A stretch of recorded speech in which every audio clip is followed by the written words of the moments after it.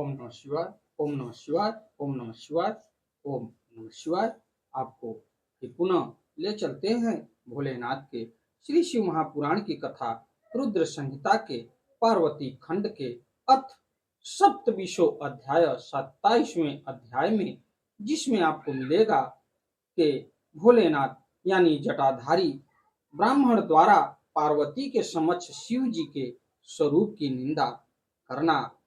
तो आखिर ऐसी कौन सी बात हुई जिससे भोलेनाथ की निंदा हुई जटाधारी ब्राह्मण का रूप धारण करने की वजह से? तो इस कथा में मैं आपको ले चलता हूँ।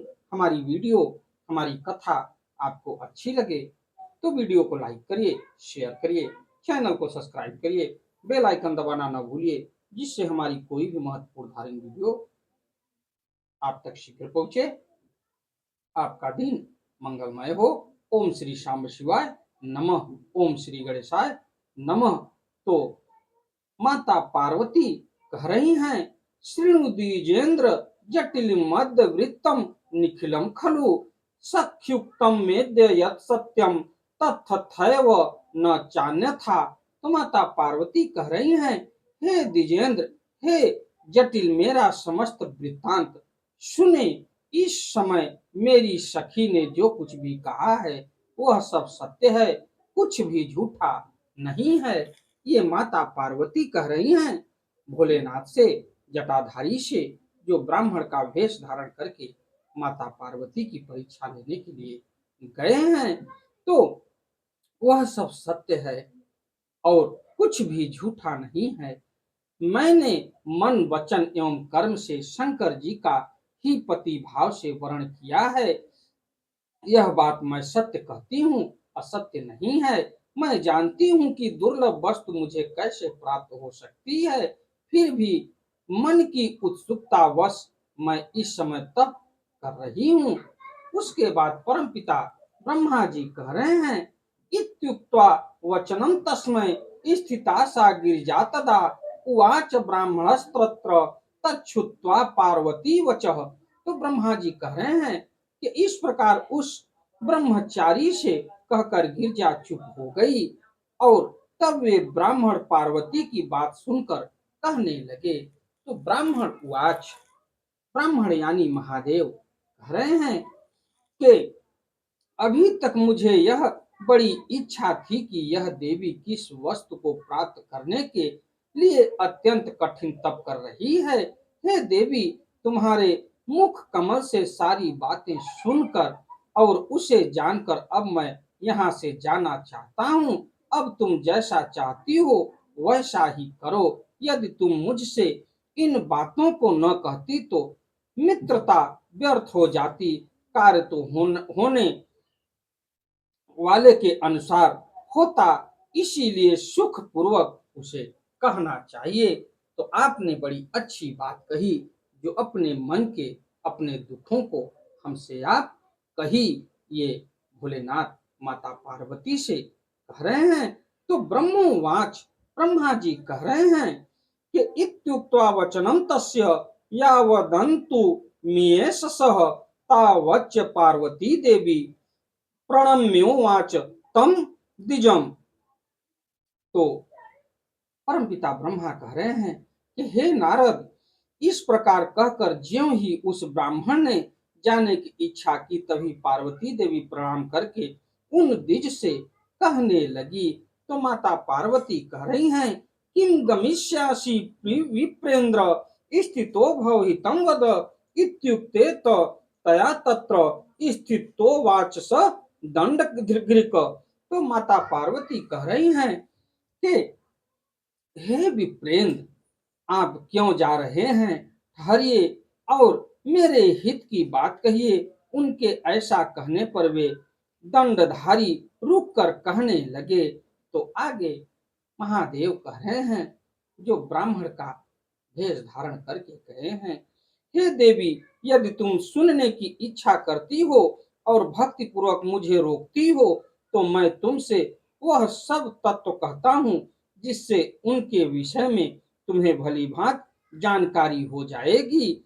मैं गुरु प्रसाद से महादेव को अच्छी तरह से जानता हूँ।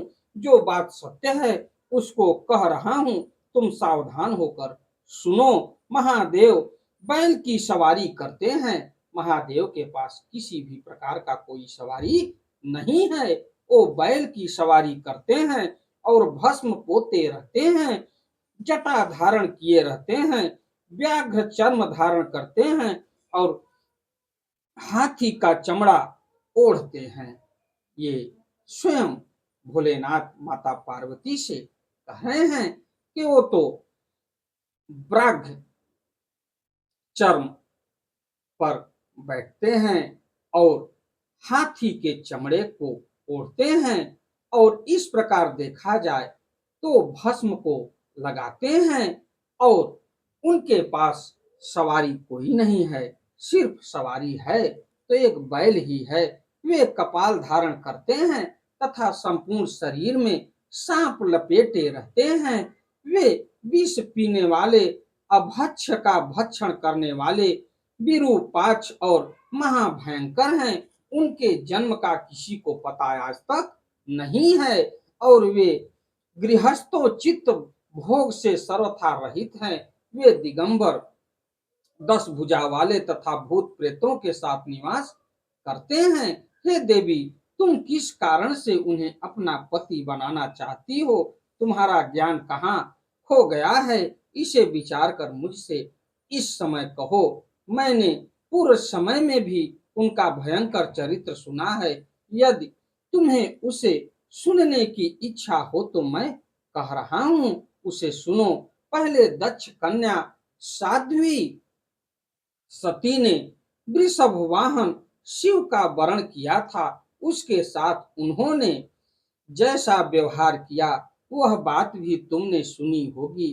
दक्ष ने स्वयं अपनी कन्या को इसलिए नहीं बुलाया कि वह कपाली की पत्नी है और यज्ञ में शिव जी को भाग भी नहीं दिया।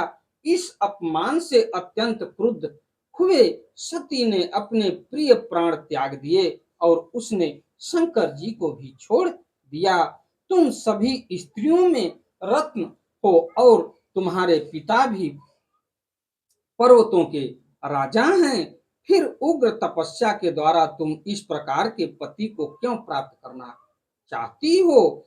तुम सुवर्ण की मुद्रा देकर कांच क्यों ग्रहण करना चाहती हो और सुंदर चंदन को छोड़कर कीचड़ लगाने की इच्छा क्यों कर रही हो? सूर्य का तेज छोड़कर तुम जुगनू का प्रकाश क्यों चाहती हो और रेशमी वस्त्रों को त्याग कर चमड़ा क्यों पहनना चाहती हो? घर में रहना छोड़कर वन में रहना चाहती हो और हे देवेशी, उत्तम खजाने को छोड़कर लोहे की इच्छा करती हो।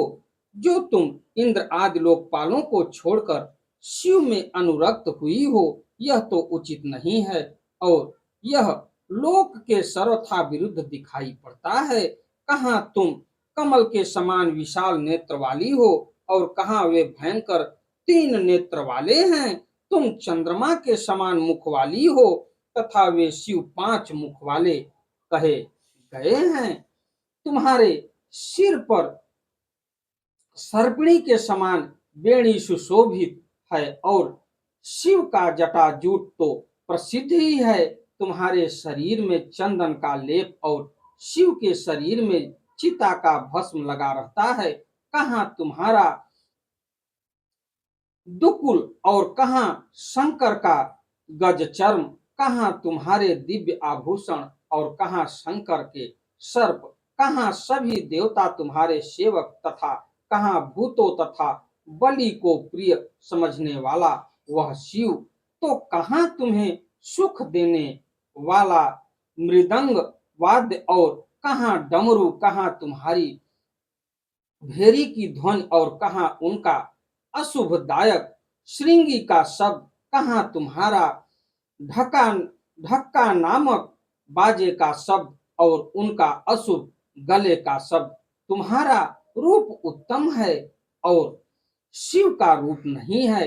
यदि उनके पास द्रव्य होता तो वे दिगंबर कैसे होते? उनका वाहन भी बैल है तथा उनके पास और कोई सामग्री भी नहीं है। स्त्रियों को सुख देने वाले जो गुण वरों में बताए गए हैं, उनमें से एक भी गुण विरूपाक्ष शिव में नहीं कहा गया है। उन्होंने तुम्हारे अत्यंत प्रिय कामदेव को भी भस्म कर दिया है। उस समय तुमने अपना अनादर भी देख लिया कि वे तुम्हें छोड़कर अन्यत्र चले गए। उनकी जाति का पता नहीं है, उसी प्रकार उनके ज्ञान तथा विद्या का भी पता नहीं है।